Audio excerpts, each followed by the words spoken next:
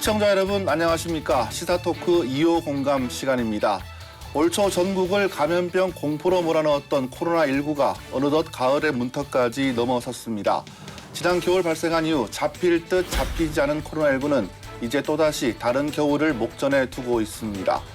많은 사람이 모이는 행사는 자제해 주시고 마스크 착용 꼭 잊지 않았으면 좋겠습니다. 시사토크 2호 공감 18번째 시간을 본격적으로 시작해 보겠습니다.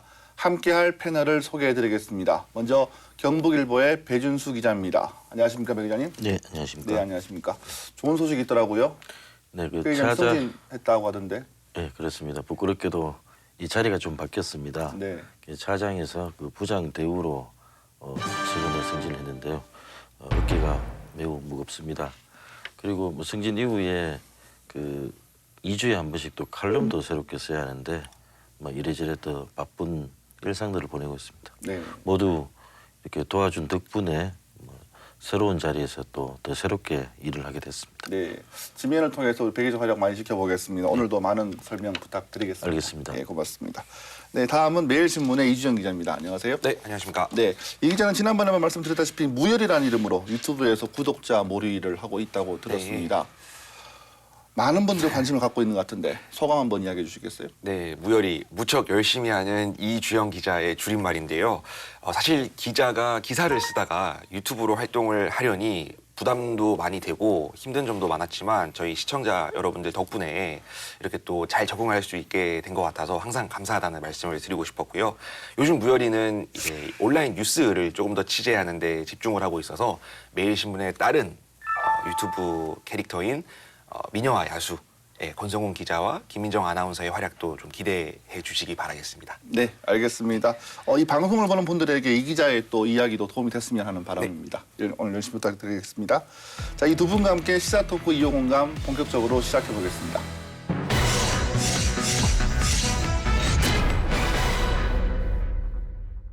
네, 오늘 첫 번째 이야기 주제는 대구 경북 신공항 부지 선정과 관련된 소식입니다. 지난 8월 28일 의성 비양과 군이 소보를 통합신공항 이전지로 가까운 대구공항이 경북으로 멀어지면 이용하기가 불편할 수밖에 없다. 신공항 접근성을 높이기 위해서 철도 노선 3개가 신설되고 또 고속도로와 국도를 연결하는 방안, 대구 경북 어느 지역에서나 1시간 이내에 공항으로 접근이 가능하게 해결해야 될 문제가 하나 있는 것 같습니다. 바로 경북 군의군의 대구시 편입 관련 이슈인데요. 대구 경북 통합신공항이 무산될 위기에 처하자 묻지도 따지지도 않고 군의군의 대구시 편입을 찬성하겠다라고. 대구시나 경북도는 별다른 주민들한테 설명은 없었던 게 좀. 대구시와 경북도는 시도민을 대표하는 의회가 충분히 의견 수렴을 거쳤다고. 군의군의 대구시 편입 과정에서 가장 중요한 것이 지역사회 합의다. 상당수가 반대하게 되면 의회 의견 수렴 과정 역시 순탄치가 않을 것이다 라고. 대구 경북 신공항 부지 선정 이제 비행할 일만 남았습니다. 이전지가 의성 비안과 군위 소보로 최종 확정됐는데요. 더 넓은 하늘길을 품는 대구 경북에는 큰 경사가 아닐 수가 없습니다. 하지만 여객 접근성에 있어서만큼은 기존 대구공항이 아주 편리하다는 여론도 우세합니다. 그래서 오늘 방송에서는 부지가 결정된 통합신공항의 접근성 문제와 남아있는 주민 합의 사항들에 대해서 이야기를 해보겠습니다. 자, 먼저 배 기자. 네. 통합신공항 부지가 몇 년 만에 확정이 된 거죠? 네, 지난 8월 28일 국방부 이전부지 선정위원회가 의성 비양과 군위 소보를 이 통합신공항 이전지로 최종 결정했습니다. 2016년 6월 정부의 그 대구공항 K2 그 통합 이전 계획 발표로 출발한 지 4년 만에 이 결실입니다. 지난 과정을 간략히 설명을 드리면요. 이 공항을 군위 우보로 갈 것이냐 아니면 의성 비양과 군위 우부 공동 후보지로 갈 것이냐, 이 두 개 후보지는 2018년 3월로 이렇게 좁혀졌지만 국방부와 대구시 간의 이전 사업비 문제로 갈등을 겪다가 국무조정실의 조정을 통해서 지난해 3월에야 정식 후보지가 됐습니다.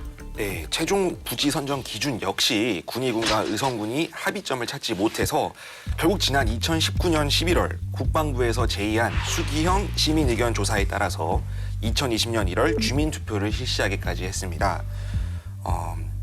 공동 후보지, 이제 의성 비안, 군위 소보로 선정되는 듯 했으나 또 군위군은 군위 군민 찬성률이 더 높은 후보 유치를 고수하면서 또다시 벽에 부딪혔었는데요. 그동안 신공항 부지 선정까지 어떤 산통이 있었는지는 저희 방송에서도 여러 번 다뤘었습니다.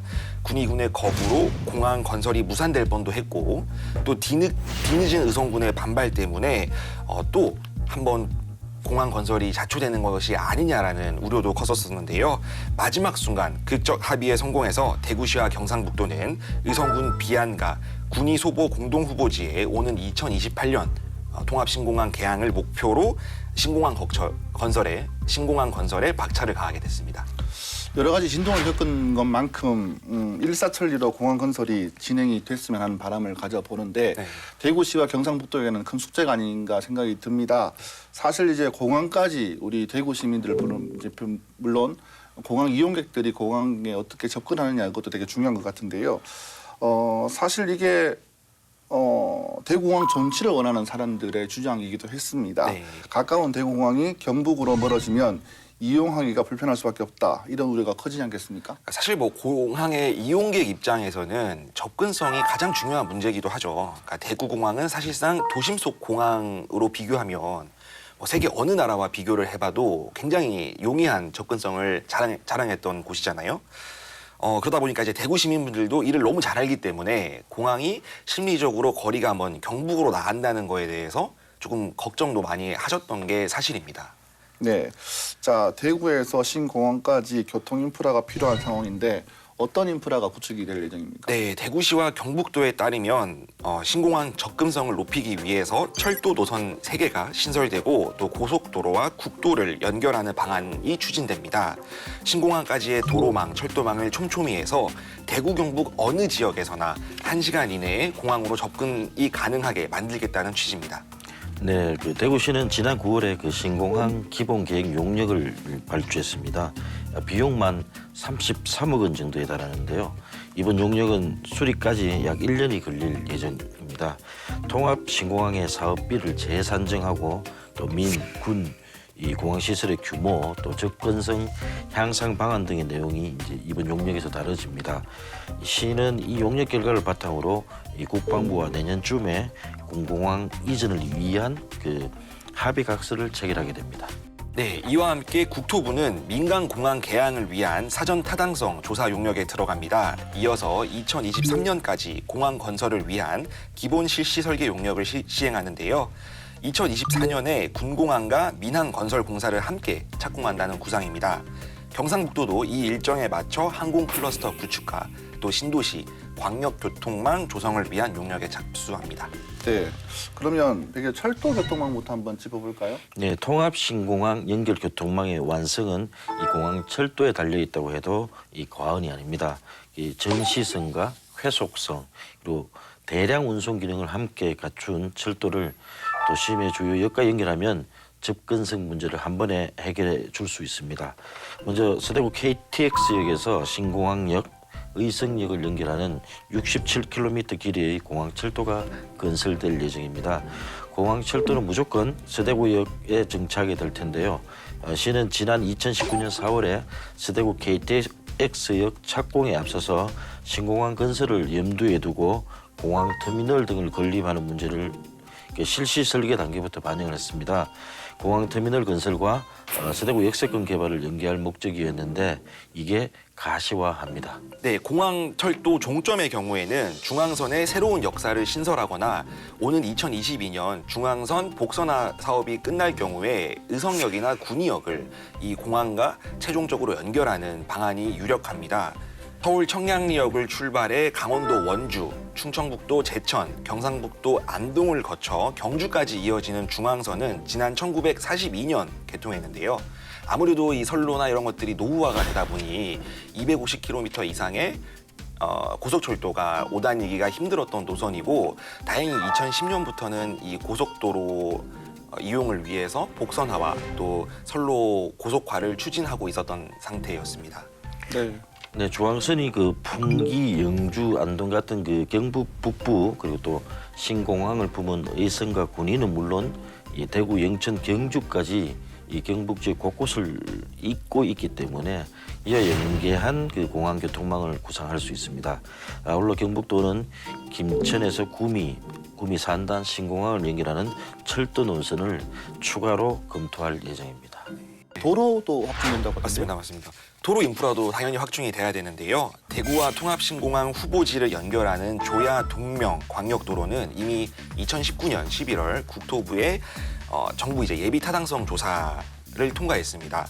대구 북구 노원동에서 경북 칠곡 동명면 송림 삼거리까지 총 9.7km를 연결하는 이 사업은 국도 5호선 및 중앙고속도로의 교통 혼잡 해소 그리고 통합신공항의 접근성을 강화시켜줄 것으로 예상됩니다. 또 중앙고속도로 읍내 분기점에서 의성 IC 간 편도 2차로를 3차로로 확장하고 또 경부고속도로 북구미 IC에서 중앙고속도로 군위 분기점 연결도로 또 경북도청에서 의성 간 이 도로를 신설하는 등 기존 고속도로, 국도를 연계한 도로망 확충에 나섭니다.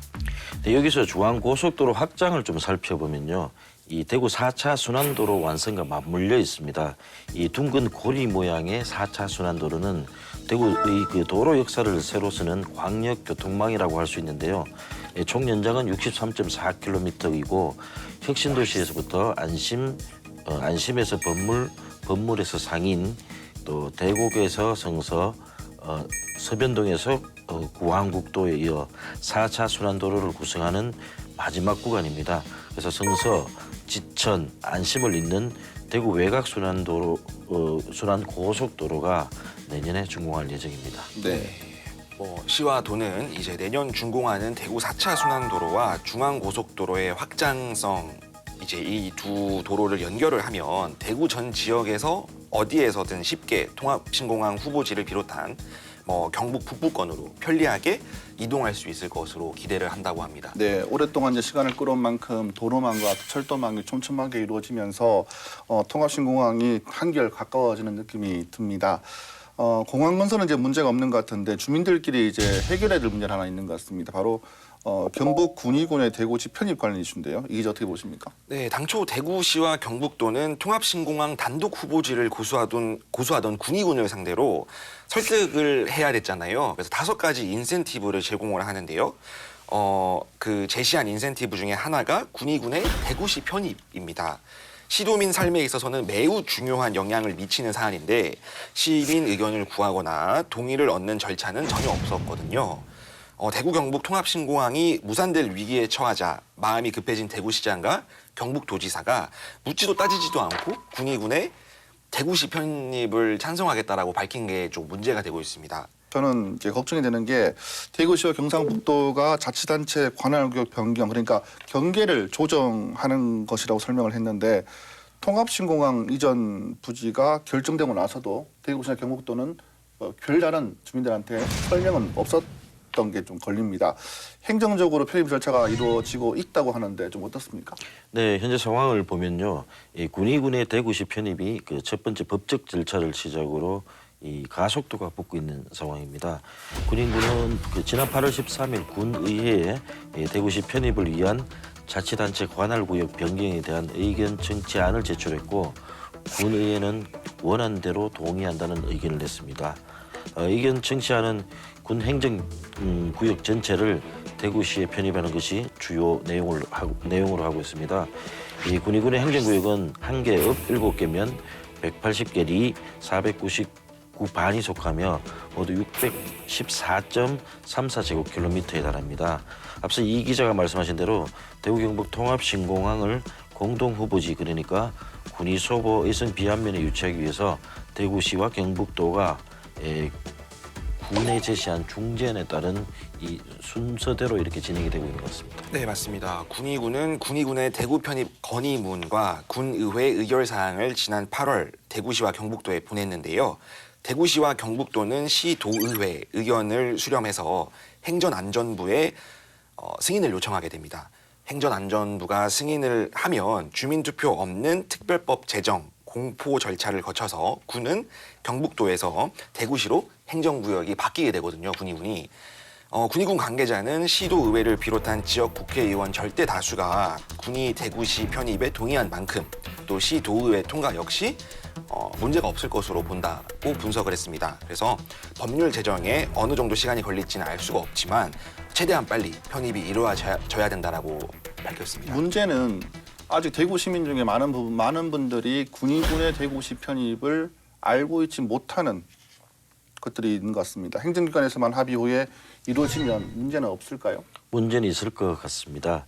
아무래도 편입에 부정적인 지역사회 설득이 이 우선적인 난제로 작용할 가능성이 큽니다. 먼저 군의군의 대구시 편입은 지방자치법에 따라서 진행이 되는데요. 우선 군의군이 국민주민투표 절차를 거쳐야 합니다. 이 중에 주민투표를 선택할 경우 이 투표권자의 3분의 1이 투표하고 그 과반수가 찬성해야 합니다. 이 과정에서 이 군은 물론 시도민의 주민 합의가 매우 중요합니다. 주민투표나 의견 수렴 과정에서 지역사회의 그 합의가 없다면 편입 과정은 그리 순탄치 않을 전망입니다. 대구시와 경북도는 시도민을 대표하는 의회가 충분히 의견 수렴을 거쳤다고 하고 있습니다마는 행안부가 주민투표가 필요하다고 판단할 경우에 다시 시도민의 의견을 직접적으로 묻는 절차가 진행될 수도 있습니다. 특히 대구 시민 중 일부가 군의 편입을 반대할 수 있는 만큼 주민 합의를 어떻게 이끌어낼지가 역시 관건인데요. 대구 경북연구원 관계자는 군의군의 대구시 편입 과정에서 가장 중요한 것이 지역사회의 합의다면서 상당수가 반대하게 되면 의회 의견 수렴 과정 역시 순탄치가 않을 것이다라고 전망했습니다. 이 같은 우려를 불식시킬 공론화 과정도 반드시 필요하다고 덧붙였는데요. 사실 이 사안은 주민 공론화가 필수적이기도 할 것 같습니다. 통합신공항 이전 부지 선정을 한 과정에서 이제 대구시장이 급한 마음에 군의군을 설득하기 위해서 대구시 편입이라는 카드를 꺼내 들었는데 주민 설득과 지역사회 합의는 필요하지만 행정적으로는 뭐 큰 문제 없다 이런 말로 들립니다. 네, 자세히 들여다보면 매우 복잡한데도 이제 대구시에서는 큰 문제가 없다 이렇게 나오고 있습니다. 그러나 기본적으로 군의군의 그 대구 편입을 위해서는 이 국회를 통해서 관할구역 변경 법률을 제정해야 합니다. 1995년에 달성군이 이 경북도에서 대구시로 편입될 때 비슷한 절차를 한번 거쳐봤기 때문에 대구시는 또 이미 지역 정치권과 논의도 거쳤고 해서 시의회의 그 동의만 있다면 큰 어려움이 없이 그 절차가 진행될 것으로 낙관하고 있습니다. 시의회의 동의가 있었다고는 하지만 네. 자 군의군의 대구시 편입에 대해서 대구 시민들의 어떤 동의는 뭐 사실상 없다고 보면 되거든요. 네네. 시민단체의 반발이 클 것으로 예상이 됩니다. 네, 그렇습니다. 지난 8월 성명을 발표한 대구 참여연대는 군의군 편입 절차가 시민 토론이나 논쟁, 여론 수렴 없이 매우 일방적으로 이 일부 정치인들의 맘대로 이루어지고 있다는 점을 강력하게 비판했습니다. 하다못해 대구시는 시민 여론조사조차 하지 않았다고 지적했습니다. 이 군의군의 편입은 단순한 행정구역이나 체계의 변경이 아니라는 겁니다. 여러 가지 큰 문제점을 안고 있어서 향후에 또 발생할 문제들조차 작은 것들이 아닌데도 통합신공항 이전지 선정에 불만을 가진 군의군수를 설득하기 위한 거래의 상품으로 제시했다는 자체가 매우 어처구니가 없다고 이렇게 비판을 했습니다. 네, 저는 또 하나 궁금한 것이 군의군 인구가 24,000명 정도라고 합니다. 소멸 위기에 직면한 기초자치단체이긴 하지만 경상북도가 선뜻 이 군의군을 대구시에 내준다. 이런 부분이 좀 이해가 되지 않는데 어떻게 보십니까? 이 뒷배경을 보면 아주 재미가 있습니다. 그 이철우 도지사가 지난해부터 불을 지피는 게 있습니다. 2022년을 목표로 이 대구시와 경북도를 합한 새로운 자치단체인 이 가칭 대구 경북 특별자치도 출범을 밀어붙이고 있는데요. 이 대구 경북의 그 행정 통합을 염두에 뒀기 때문에 이 군의군을 대구에 쉽게 내줬다는 의견이 지배적입니다. 실제 행정 통합이 성사된다면 이 경북도의 판단은 군의군을 내준 것이 하나의 그 트로이 목마 역할을 할 것으로 보입니다.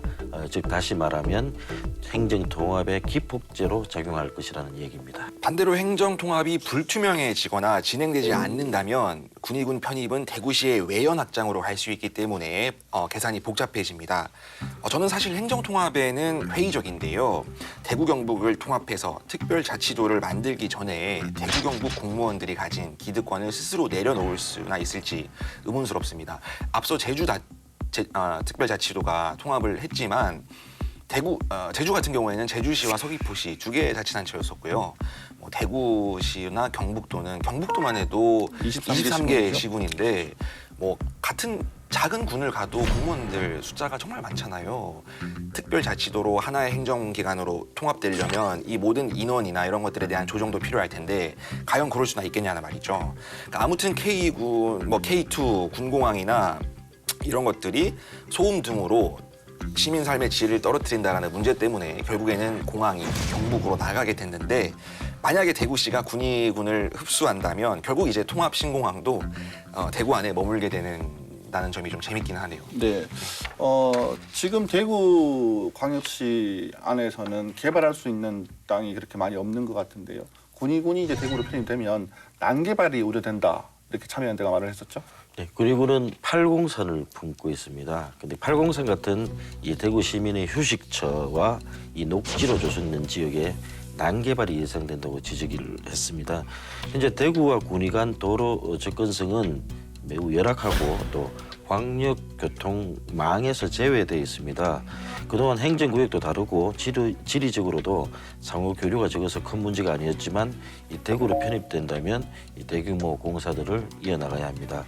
당장 대구시가 중공영제로 운영하는 공공교통 체계도 전면 개편해야 하고 또 우리 학부모들에게 민감한 학군 편성도 불가피하게 되는 등 여러 가지 문제점이 많이 남아 있습니다. 단순한 행정구역 어떤 변경은 아니라고 생각이 듭니다. 시도민의 삶에 매우 큰 영향을 미치는 군위군의 대구시 편입은 시민과 함께 고민하고 소통하고 앞으로 다가올 문제에 대해서 함께 해결해보는 그런 자세가 필요할 것 같은데요. 지금이라도 늦지 않았습니다. 그런 일이 꼭 있었으면 좋겠습니다.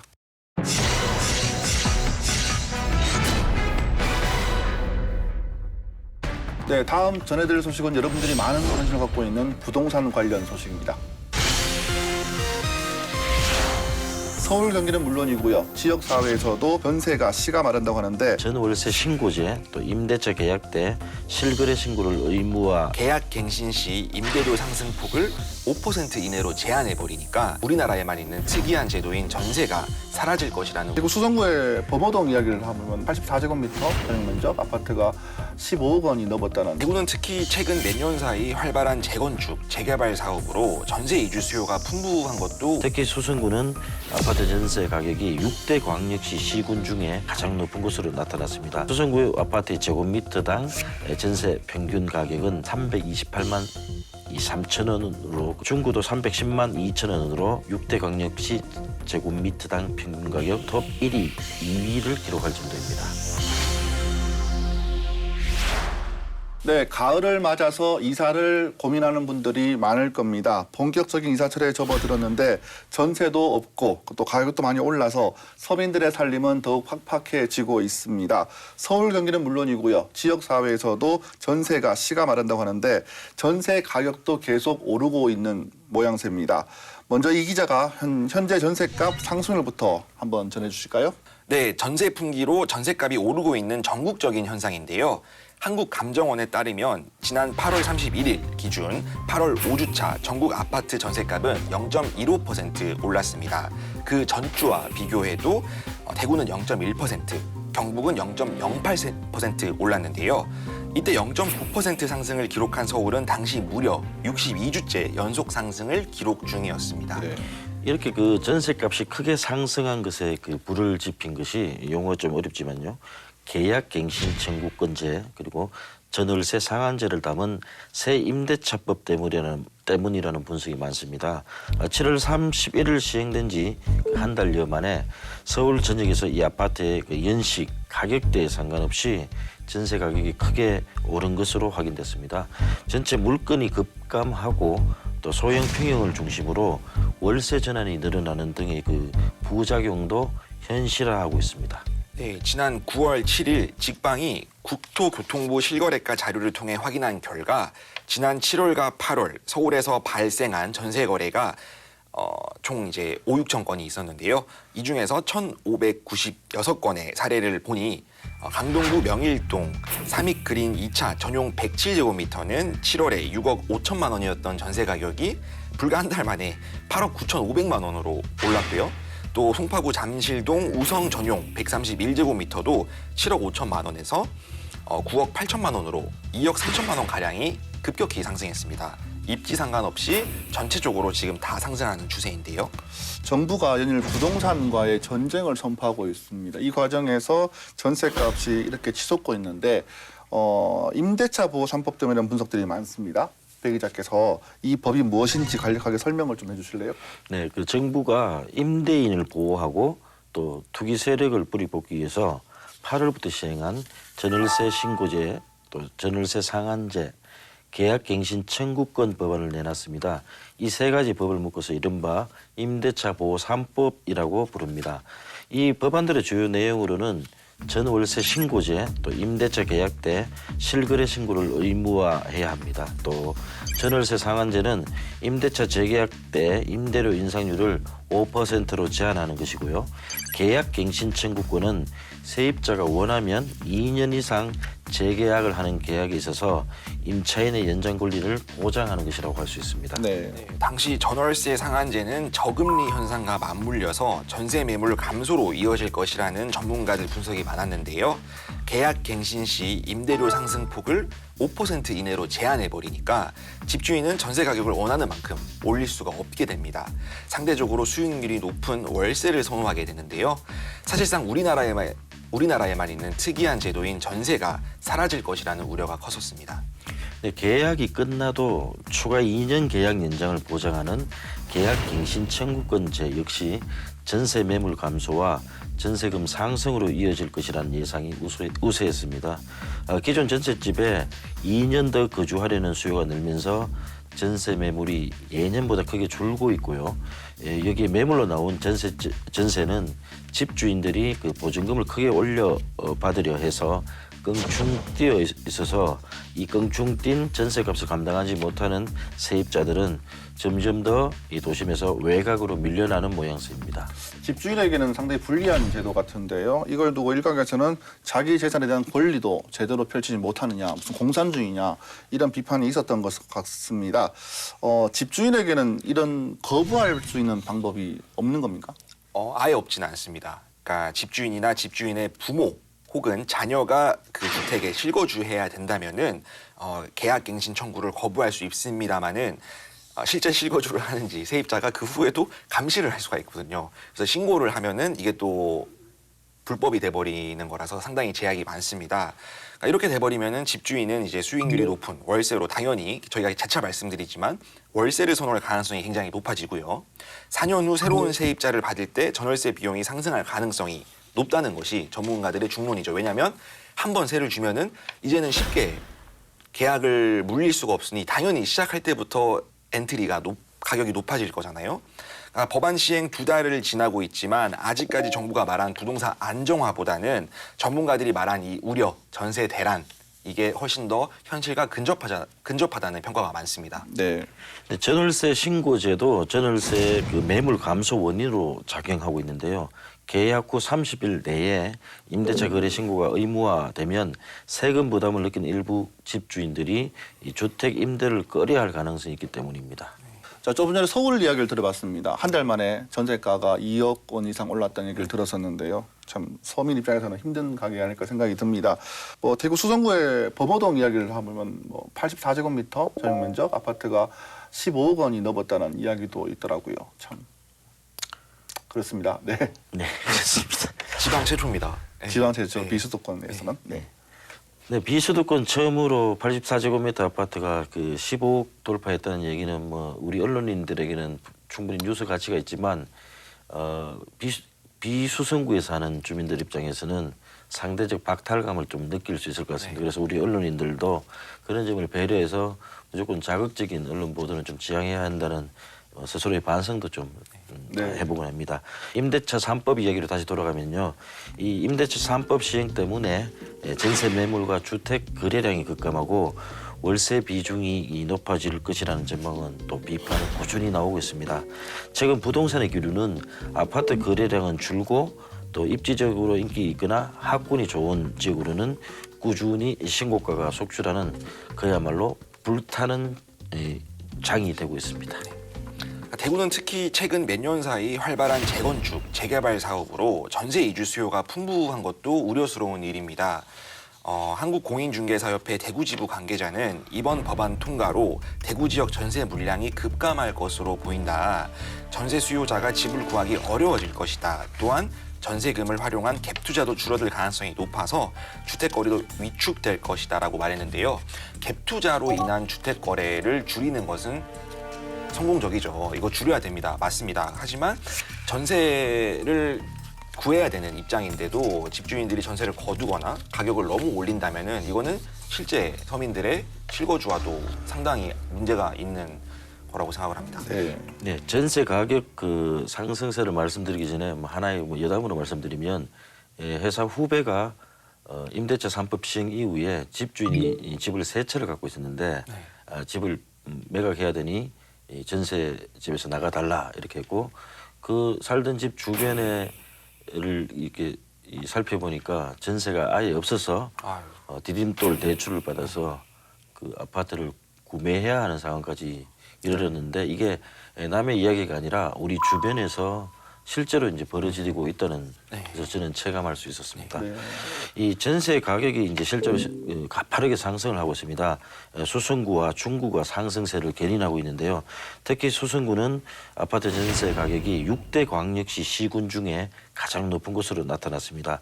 수성구는 투기 가열 지구이고 중구는 고분양가 관리 지역인데요. 중구 역시 수성구에 이어서 부산, 인천 등 6대 강역시 47개 시군 가운데 두 번째로 높았습니다. 또 KB 부동산 리브온이 그 지난 8월 26일 발표한 이 월간 KB 이 주택 가격 동향 조사를 보면요. 수성구 아파트의 제곱미터당 전세 평균 가격은 328만 3천 원으로 그 전달에 비해서 0.54% 올랐습니다. 중구도 310만 2천 원으로 0.27% 상승해서 6대 광역시 제곱미터당 평균 가격 톱 1위, 2위를 기록할 정도입니다. 네, 대구의 아파트 전체 제곱미터당 평균 가격은 전세 가격입니다. 259만 1천 원으로 6개 광역시 평균 241만 4천 원을 훌쩍 뛰어넘었는데요. 역시 부산, 인천, 광주, 대전, 울산을 제치고 6대 광역시 1위를 기록했습니다. 대구의 아파트 전세 가격은 지난달에 비해 0.4% 올라서 대전에 이어 6대 광역시 중 두 번째로 상승이 가팔랐습니다. 전세가가 이렇게 오른다는 거는 매물이 그만큼 없다는 거 아니겠습니까? 네네. 아까 전에 배 기자 후배 지인도 뭐 그런 얘기 있었지만은 뭐 전세가 씨가 말랐다 이런 말들이 되게 많이 있습니다. 대구 지역 부동산 시장을 보면 이제 가을철 이사철인데도 불구하고 집주인들이 이제 전세 매물을 거둬들이고 있기 때문이라고 분석이 되더라고요. 네, 그래서 실제 수성구에서 부동산 사무소를 제가 여러 군데 돌아다녀 보니까 한 공인중개사께서 말씀을 하시기를 며칠 전부터 그러니까 8월, 9월 할 것 없이 계속 이제 전세 거래가 끊기고 있다라고 말씀을 하셨습니다. 정치권에서는 임대차 3법이 논의되면서부터 전세 매물을 이제 월세로 전환을 하면 어떻겠냐라는 집주인들 문의가 굉장히 많아진다고 하더라고요. 그전에는 월세는 아무 관심이 없던 분들도 이 법이 시행이 됐으니까 이제는 월세를 좀 받고 싶은데 뭐 받아줄 수 있겠냐 이런 식으로 묻는 고객들이 급증했다고 합니다. 네. 또 대구과학대학교 금융부동산학과 김대명 교수에 의하면은 과거 주택임대차보호법 계약 기간이 1년에서 2년으로 늘었을 때도 임대료가 가파르게 오른 사례가 있다라고 밝혔거든요. 그러니까 이번 법안 개정으로 당장 오르는 임대료는 잡을 수는 있겠지만 4년 후부터 임대료의 상향 평준화가 이루어질 가능성이 높다. 또한 기존 전세가 월세나 반전세 등으로 바뀔 가능성이 높아서 서민 주거 부담은 더 커질 것으로 보인다고 말했습니다. 임대차 3법 시행 이후에 전세값 상승도 문제가 되겠지만 임대인과 임차인 사이의 갈등 사례도 폭증을 하고 있다고 합니다. 정부가 이제 분쟁조정위원회라고 해서 이제 사실상 유일한 분쟁 해결 기구를 제시한 게 있는데 이게 사실상 실효성 논란이 불거지고 있다고요? 네, 대구 수성구의 한 아파트를 전세로 내주고 있는 A 씨는 세입자가 최근 계약 갱신 청구권을 사용하겠다면서 그러니까 전세금 인상 같은 경우에도 한 푼도 또 동의할 수 없다라고 버텨서 고민이라고 토로했는데요. 지자체에서는 주택임대차 분쟁조정위원회에 조정을 진행해 보라라고 권유를 했지만 그러니까 이마저도 세입자가 조정에 응하지 않겠다라고 거부를 하면 사실상 진행 자체가 불가능해지는 겁니다. 이 사실을 뒤늦게 알고 이제 이 집주인 A 씨는 허탈감과 무력감에 빠졌는데요. 남은 유일한 방법은 소송입니다. 하지만 이 소송에 소요되는 시간과 비용을 생각해 보면 그것마저도 쉽지 않은 게 현실인 거죠.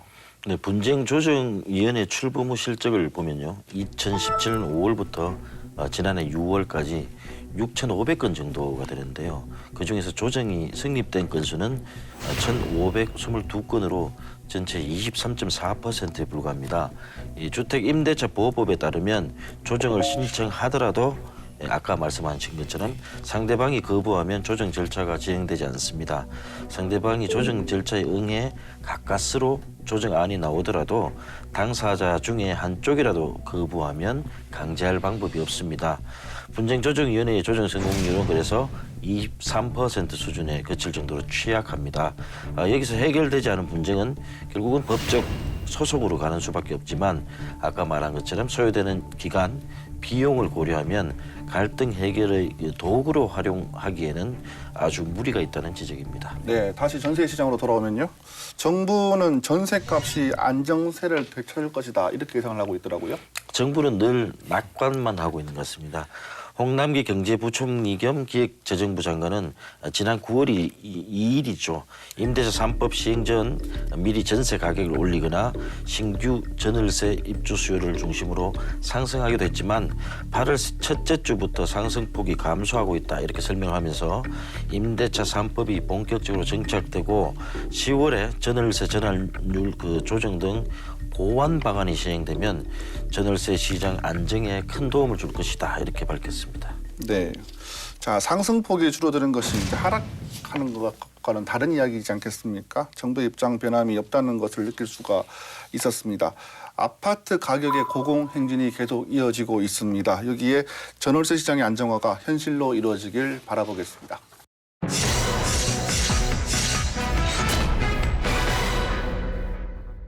네, 다음은 사건은 판결 시간입니다. 우리 주변에서 이슈가 된 판결을 살펴보는 시간인데요. 실생활에서도 충분히 겪을 수 있는 사건을 중심으로 뒷이야기까지 전해드리겠습니다. 감독과 선배들의 가혹행위에 시달리다가 극단적인 선택을 한 경주시청 트라이애슬론 고 최숙현 선수 사건에 대한 수사가 대부분 마무리됐습니다. 대구지검 특별수사팀은 가해자로 지목된 김규봉 감독과 안주현 운동처방사 등 4명을 기소했고요. 경주시 체육회 전 사무국장과 체육팀 관계자 등 6명을 지방보조금을 최대 8억 원까지 가로챈 혐의로 불구속 기소했습니다.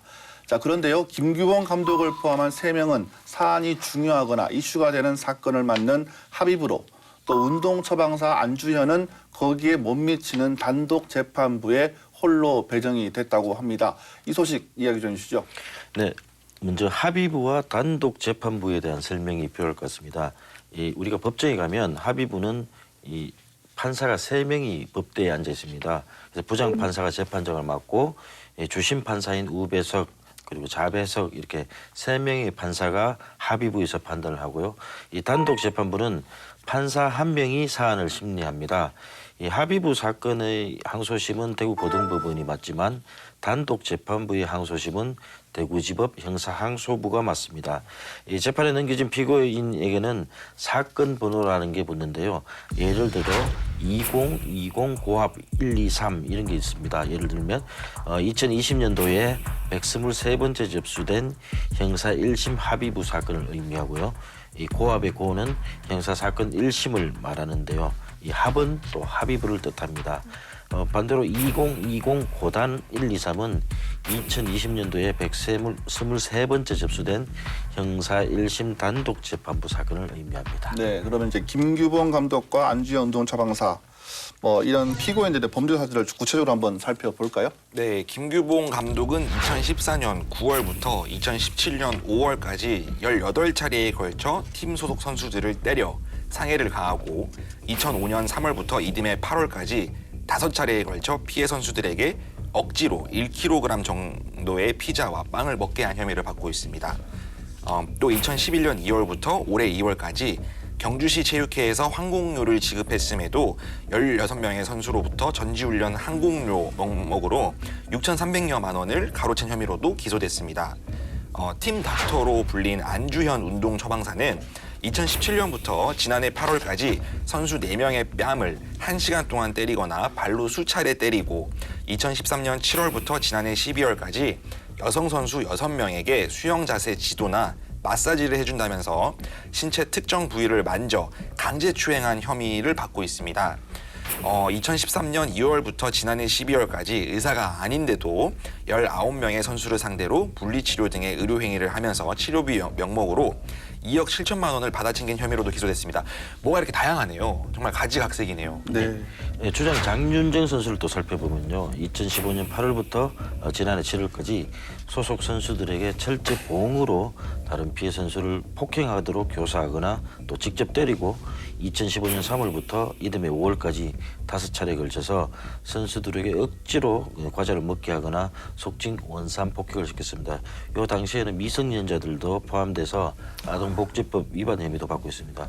또 그 최숙현 선수의 선배 김도환 선수는 2016년 2월께 훈련 중에 당시 아동인 그 최 선수의 머리를 손으로 때리거나 2017년 6월께 훈련 중 그 피해 선수가 엄살을 부린다는 이유로 뺨과 머리를 수차례 때린 혐의로 기소가 됐습니다. 자, 이런 혐의 내용을 보면 김규봉 감독이나 안주현 운동 처방사에 드러난 범죄 행위가 좀 중대해 보입니다. 그래서 합의부가 맡아야 할 것 같은데 어떻게 됐습니까? 저도 그렇게 일반 시민 누구나 다 이 혐의가 매우 중해서 이 판사 3명 있는 합의부가 심리를 해야 된다고 보지만 그거는 또 법적으로는 느낌에 그치는 경우가 있습니다. 통상적으로 범죄 행위를 보면 사안의 경중이 구분되는데요. 그건 이제 그야말로 이제 느낌에 불과하고요. 구체적인 근거 규정은 법원조직법 32조에 자세하게 나와 있습니다. 이 법원조직법에서 사물관할이라고 이 기준을 두는데요. 사건의 경중 또는 성질에 의한 제1심 법원의 관할 분배를 말하는 1심을 누가 맡을 것이냐, 합의부냐, 단독재판부냐 이렇게 나누는 기준이 되는데요. 합의부는 사형, 무기 또는 단기 1년 이상의 징역 또는 금고에 해당하는 사건을 합의부가 심판합니다. 징역은 이 교도소에 구치소나 교도소에 들어가면 강제 노역을 하는 거고 금고는 강제 노역이 없는 상태를 말합니다. 이 상습 특수상해로 기소된 김규봉 감독 또 상습 폭행상해로 교사로 기소된 장윤정 선수 모두 상습이라는 이 혐의가 붙어 있잖아요. 이건 합의부의 판단을 받아야 됩니다. 네. 그런데 아동복지법 위반 혐의로 기소된 김도환 선수의 경우에는 이 상습 상해 교사 등의 혐의로 기소된 장윤정 선수 사건과 동시에 심판해야 하는 공범에 해당해서 단독 재판부가 아닌 합의부로 배당을 했습니다. 나머지 한 명 운동처방사 안주현의 경우 보건범죄 단속에 관한 특별조치법 위반, 사기 등의 혐의가 적용됐는데 이건 합의부가 아닌 단독재판부의 심판 대상이 됩니다. 이 4명의 가해자 중에 유일하게 단독재판부의 심판을 받게 됐고 앞으로 항소심도 대구 고등법원 형사부가 아닌 대구지법 형사항소부의 심판을 받게 됐습니다. 결국은 이 제명에 따라서 이 관할이 좀 바뀌게 됐습니다. 네. 네, 참고로 안주현 씨의 경우에 현행 법 체계 관할에 따른 단독 재판부 심리는 문제가 없지만 안 씨가 국민 배심원의 평가를 원해서 국민 참여 재판을 신청하고 또 법원이 이를 받아들이는 경우에는 합의부에서 재판받을 가능성은 열려 있습니다. 네. 자, 고채숙현 선수 사건에 대해서 알아봤는데요. 네, 두 번째 발견 소식은 뭐 범죄 영화를 연상케 하는 사건인 것 같습니다. 어떤 사건입니까? 저도 이 사건을 접하면서 영화 한 편 봤다 이런 생각을 좀 했습니다. 네. 이 캄보디아에서 중고 휴대전화를 판매하도록 권유해서 또 캄보디아에 입국한 이 실제 휴대전화 판매업자들을 권총, 실탄으로 무장해서 협박해서 1억 7,600만 원 상당의 금품을 빼앗은 40대의 이야기입니다. 네, 권총과 실탄을 무장했다. 자, 특수강도 혐의로 기소된 41살 이 남성에 대해서 법원이 최근에 징역 4년을 선고했다고 하더라고요. 네. 자세한 사건 내용 한번 살펴볼까요? 네, A 씨는 캄보디아에서 한국 중고 휴대전화가 상당한 인기를 얻고 또 고가에 처분 가능하다는 사실을 알고 2014년 4월 말쯤 중고 휴대폰 전화 판매업자인 B 씨에게 캄보디아에서 휴대전화를 팔면 많은 수익이 남는다. 내가 도와줄 테니 수고비를 챙겨달라고 제안했습니다. 실제 A 씨는 캄보디아에 휴대전화 300대를 갖고 입국한 B 씨에 현지인 매입처를 소개해주는 등 괜찮은 수입을 얻도록 했습니다. 사업을 위장해서 이제 기초를 다진 것 같은데 다음 단계는 어떻게 이루어졌습니까? 우선 B 씨가 실제로 A 씨 때문에 돈 맛을 봤잖아요. 그래서 이제 A 씨는 3개월 뒤에 이번에는 1,000대를 가져가서 팔자 이렇게 제안을 합니다. 그래서 업자 B 씨는 다른 판매업자 2명을 또 동참을 시켜서 드디어 2014년 7월 24일 캄보디아에 휴대전화 1,000대를 들고 이제 입국을 합니다. 꿈에 부푼 휴대전화 판매업자들은 그러나 곧바로 극한의 공포에 질릴 수밖에 없었습니다. A 씨와 이미 공모한 캄보디아 현지인 4명이 B 씨 일행의 그 차량을 가로막고 세운 뒤에 권총을 들고 반항하면 발사하거나 해를 가할 것처럼 겁을 줬습니다.